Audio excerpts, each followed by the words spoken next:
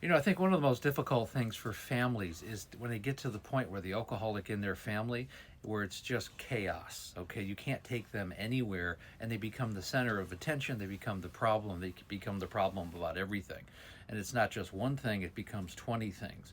You can't take them to friends' houses. You can't go out to dinner with them. You can't travel with them. You can't go to the grocery store with them because there's going to be some issue that's going to bring up, and the alcohol is always going to be there. The problem is always going to be front and center. You're putting out one fire over here, one fire over here, and you got three behind you. And it never goes away. It compounds and it builds and builds and builds until family members are just like this. I mean, and I know this. That you're walking around like a zombie. Like, what am I doing? How did we get here? Why am I going through this? And this is the first time seeing me. Well, I was married for 25 years, and my wife succumbed to the disease almost 5 years ago to alcohol use disorder. And none of this is to disparage the alcoholic. That's not what it's about. It's really designed from the family perspective, understanding what families go through, and I'm realizing you're not alone when you're going through this road to madness. There's always hope that the alcoholic will, reach out and hit their rock bottom and want to get help genuinely from them, but it has to come from them. And really, the big thing here is that people who have never lived through this or experienced this have no understanding that the alcoholic in your family, you're no longer dealing with a rational human being. There is no this makes sense type of thing. I mean, things like my wife making dinner, needing some arbitrary, you know, thing to add to the dinner, some part of her recipe, and she's missing, and she has to go to the store. So she grabs the keys, off the counter, and she's gone for 3 days, and you're not even surprised. And this gives, it's such an insecurity as a spouse, or it would be if you're, if your parent was like that, or if you had a child like that.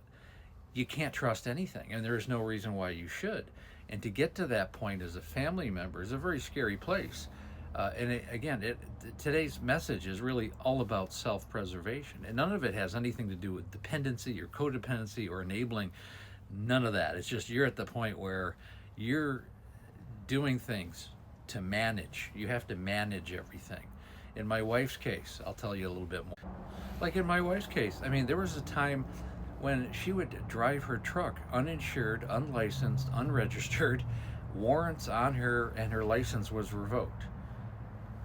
And she thought it was okay to drive around, and somehow she would find the keys. This is before I just completely took the battery out of the car. And you're just like, what is wrong? What is going on with this? And then never really take culpability or accountability. And as a family member, you're just kind of sitting there just going, why are we going down this road?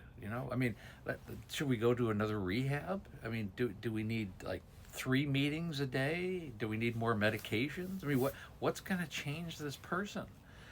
And then you really realize you just got to let them go. You have to let them, do what they have to do. And that's almost impossible, especially when you're married, because you do have a fiduciary and a financial responsibility for this person when you're legally married to them. So it's not as easy as just saying, oh, we should have just left them here or should have just left them there. You're really caught in a very difficult web.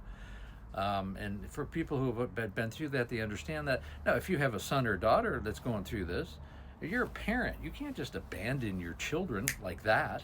Although eventually you will have to make space in limited contact. You do have to make these decisions, and they're horrible decisions. And there's no correct decision, there's no right decision, there's no judgmental decision. It's whatever you can put up with, and how much of it you can put up with or need to. And everybody has a breaking point, which is really kind of the theme of this. Everybody has a breaking point, and understanding that from the outside, you'll never understand that unless you've lived it. And you're so lucky if you've never had to go through this and had the hurricane of having an alcoholic in your life. And again, the memoir, Amanda, A Cautionary Tale of Alcoholism, is a very important story because it's from the perspective of the family and what the family goes through, as well as the alcoholic, obviously. Really designed for a number of things. active alcoholics, alcoholics in recovery, to make sure they stay in recovery, because they remember what they put themselves and their family through, and they don't want to go there. And it's also really for a preventative measure. So anybody thinking about going down that road, if they read this, maybe they won't, because this is not a unique story. That's the thing. This is the road for anybody who does have an alcohol use disorder.